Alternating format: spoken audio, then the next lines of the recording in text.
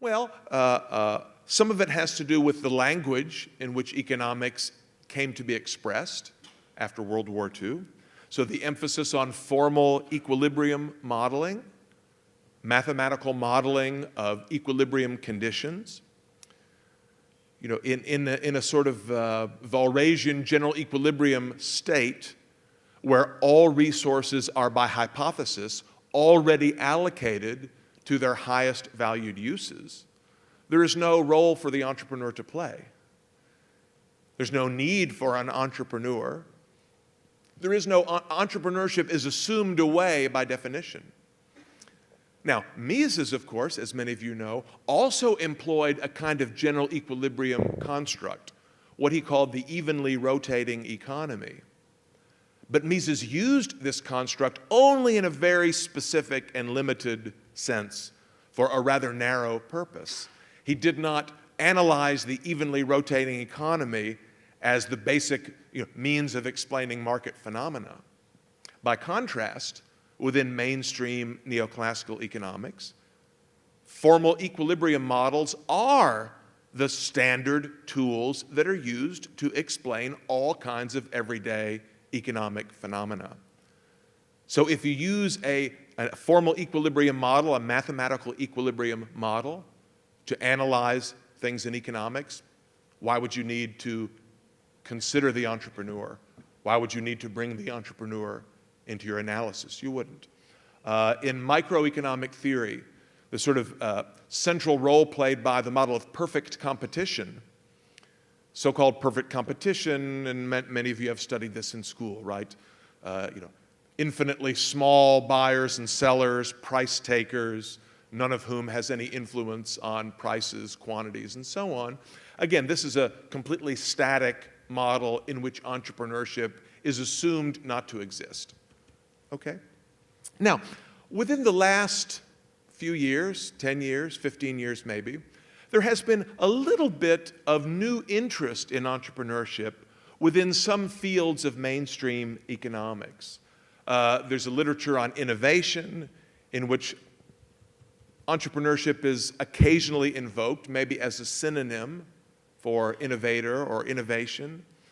In some of the economic development literature, there's a sense that maybe a way to foster sustainable economic growth is not to have the World Bank and USAID and the IMF, give money to state planners to build roads and dams, but maybe to try to foster a culture in which many individuals in the community will engage in entrepreneurial activity and have some sort of bottom-up development rather than top-down development.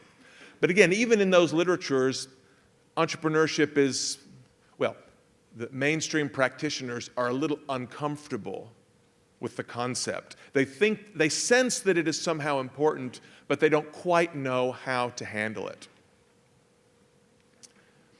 Now, the Austrian school, of course, is quite different in this regard.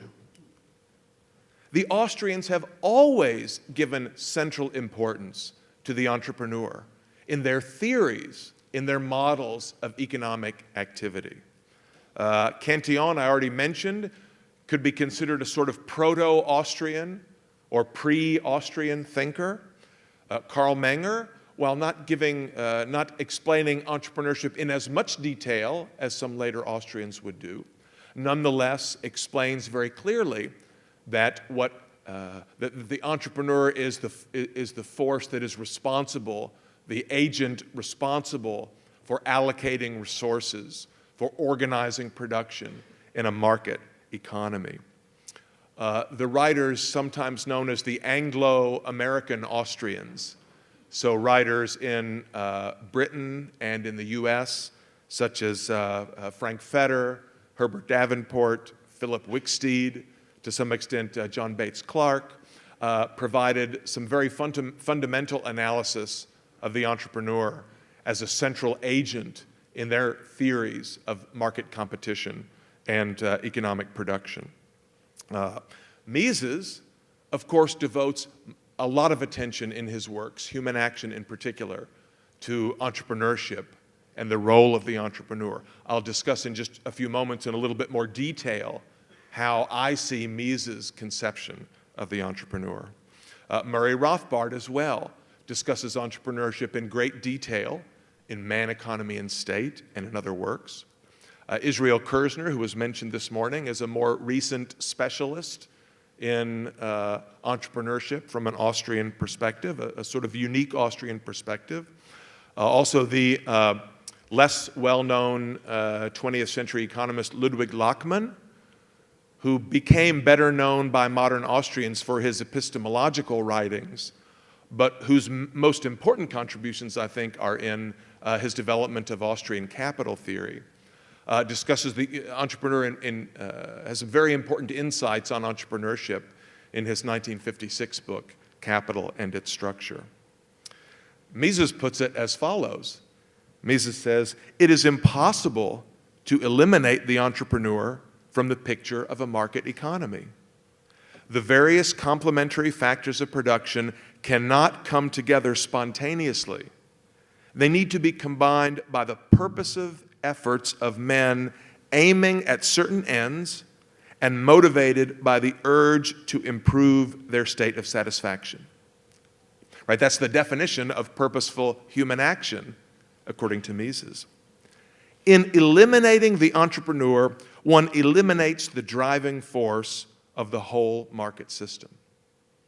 In eliminating the entrepreneur, one eliminates the driving force of the market.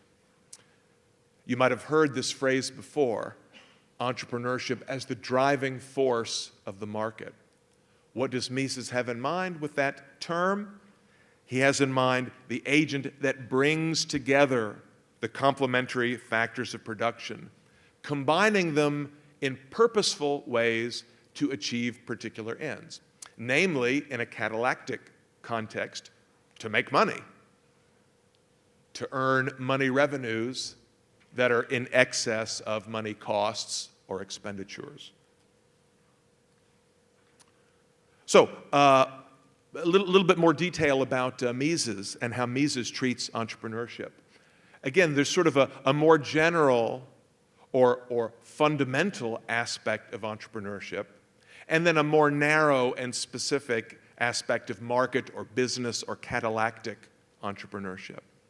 Well, as was already discussed this morning, and as most of you know, Karl Menger's analysis of economic process and economic behavior was different from that of his neoclassical contemporaries, such as Jevons and Walras, in that Menger was an Aristotelian.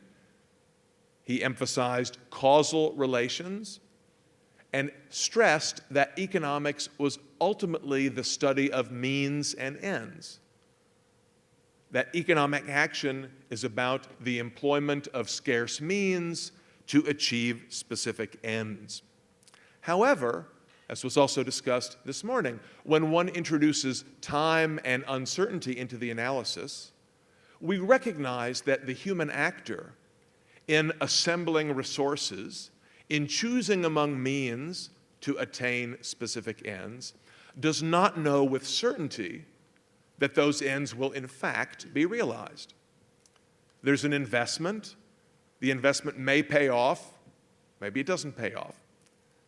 So all of you who are attending this workshop, this seminar today, it cost you some money, registration fees, maybe transportation costs or accommodation costs to come here to Porto Alegre.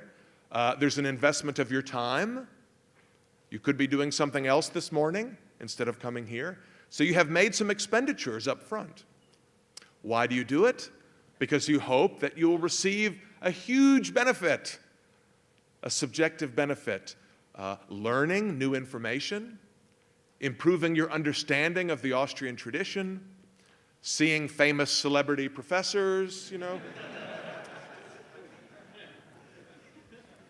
making new friends, networking, improving your networking, and so on. These are all benefits which you hope to achieve, and it's certainly the goal of the organizers and the speakers that when you go home tomorrow, you will be very, very satisfied, and you will in your own subjective assessment, the benefits that you have received will be much more valuable than what you sacrificed to come. Now, it's possible, extremely unlikely, but theoretically possible, that you might go home disappointed and say, what a waste of time and money. Those guys were terrible. I couldn't understand anything that they said. Klein had a mistake on his PowerPoint, and it ruined the whole thing. And then we would say you've earned a loss, right? So my point is, you are acting as entrepreneurs in a sense that you have employed scarce means to achieve particular ends, but there's some uncertainty because of the passage of time. The ends, you will not know if you have satisfied your ends until the future, at which point the means have already been used, the expenditures have already been made. So entrepreneurship can be successful, it can earn a profit, a money profit or a subjective psychic profit, or it can be unsuccessful, it can earn a loss. So as Mises puts it, the term entrepreneur as used by economic theory means acting man seen exclusively seen from the aspect of the uncertainty inherent in every action. So human action, all purposeful human action, includes a measure of entrepreneurship. However, there's also a more sort of a narrow kind of catalactic or market or business entrepreneurship that is especially important in our study of markets and economic processes. So Mises and Austrian economic theory emphasize that the entrepreneur performs a distinct economic function. So we may think of different actors, different agents in a market economy performing different roles. So think of sort of ideal types, Weberian ideal types. We have laborers who exchange labor services for payments, wages and salaries. We have landowners who rent the use of their land in exchange for payments, rental payments. We have capitalists who own financial resources and make those available in advance to borrowers in exchange for payments, interest payments on the use of those resources. But we have another category of actor, the entrepreneurs, the returns to which are economic profit and economic loss. So the businessman rents some land and he hires some workers, he borrows some money, he produces some goods and services, he sells them on the market. If the receipts that he receives from selling his goods and services on the market are greater than the amount of money he has spent on wages and rents and interest, then controlling for discounting and time preference, if he has more left over, then he has a profit. The profit is the extra revenues that are in excess of his economic costs, taking the time value of money into account. If he is unable to sell his goods and services as much as he expected, or he cannot charge as high a price as he wanted, maybe he ends up with a smaller amount of money as revenues than he spent in costs, he has an economic loss. So profit and loss, if you like, are the returns or the rewards to the exercise of entrepreneurship. Entrepreneurs earn either profit or loss, while laborers earn wages, landowners earn rent, capitalists earn interest, and so on.